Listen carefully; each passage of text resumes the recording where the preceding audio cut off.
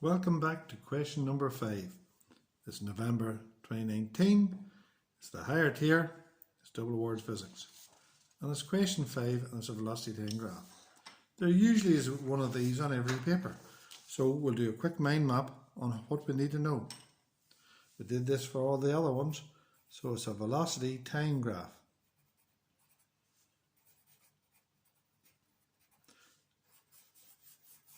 And what does that tell us? That the velocity is on the y-axis. Don't forget the units, meters per second. And the time, could be anything, could be hours. We'll just put seconds in. So there's your velocity time graph. Remember, meters per second, known more affectionately as ms to the minus 1 as well. Could be kilometers per hour, kilometers per hour. Could be any of those. So here's your velocity time graph. And remember, the 3 things from the velocity time graph. You write this down every time you see it. Velocity at certain time. 2. Slope is acceleration. Could be deceleration. Remember, that's positive. That's an acceleration. And that's negative. That's deceleration. And how do you work out the slope? A rise over a run. Be careful. Draw as big a triangle as you can. Usually, that triangle, the base of it has to be bigger than 8 centimeters. Nitpicking, I know, but that's why you're watching this. And the area enclosed is the displacement.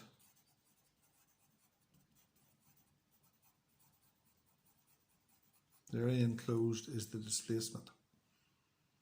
So there's all we need to know for a velocity time graph. The other way to work out the slope, sometimes just for this one, is the acceleration is v minus u over t, where v is your final velocity, u is your initial velocity, and t is the time taken. That's the velocity at the end, that's the velocity at the start, and that's the time for that velocity to change. If you went really up market, you could talk about the rate of change of velocity. Rate means divided by time. Change means end, take away start. So velocity at the end, take away the velocity at start, divided by the time taken. Rate of change of velocity. So now let's go and have a look at the question. That's all you need to know. So if you know that, tickety-boo. If you don't know that, learn it. As simple as that. And here's the velocity time graph question. So how do I know it's a velocity time graph? Because it says so. Velocity is on the y-axis, time's on the x-axis. Always be very careful. Velocity time graphs and distance time graphs are very similar, but they are totally different. So this is a velocity time graph. So I know the 3 things. I know the velocity at a certain time. I know the acceleration or deceleration is the slope. And I know that the area enclosed is the displacement. And look at the language I'm using. Displacement. For how long is the object travelling at constant velocity? Now look carefully. And I keep telling you, see when you're reading a graph, use a ruler. Gets faster, gets faster, gets faster, gets faster, goes along at constant speed, slows down, stops. So there's when it's going along. And I'm using my ruler. 6 to 2, so it goes along for 4 seconds. 6 seconds, right? The average velocity, how do you find the average of a thing? Add the two, if it's 2 things, add the 2 of them up and divide by 2. How do you find the average of 3 things? Add the 3 things up and divide by 3. What's the fancy name for the word add? Sum. So calculate the average velocity of the object during the first 2 seconds.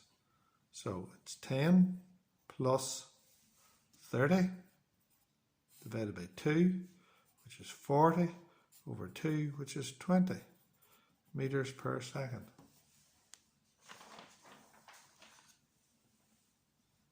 That's that one done.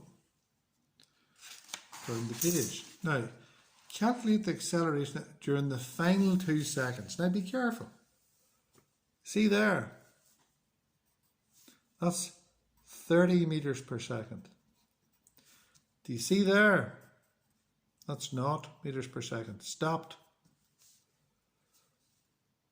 That's the start of this part of the motion. Look, all I want to really look at is this part of the motion here. Look. There's where it starts, there's where it ends.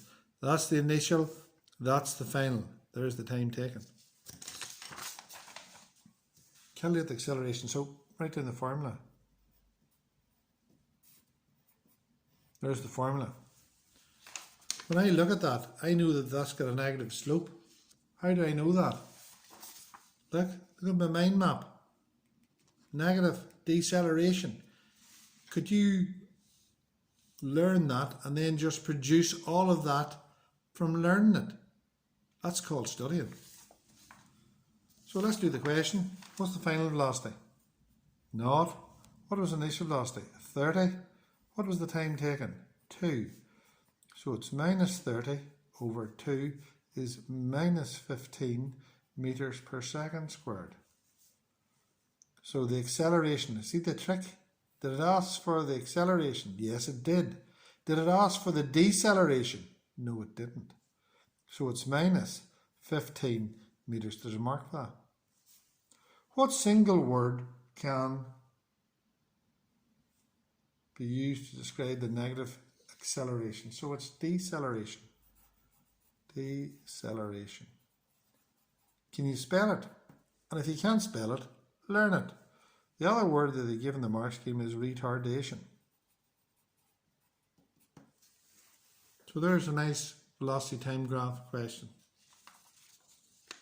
So you go over that this afternoon, maybe in a couple of days' time, print it off again, see did you see you get the right answer. There's the mark, there's the mind map.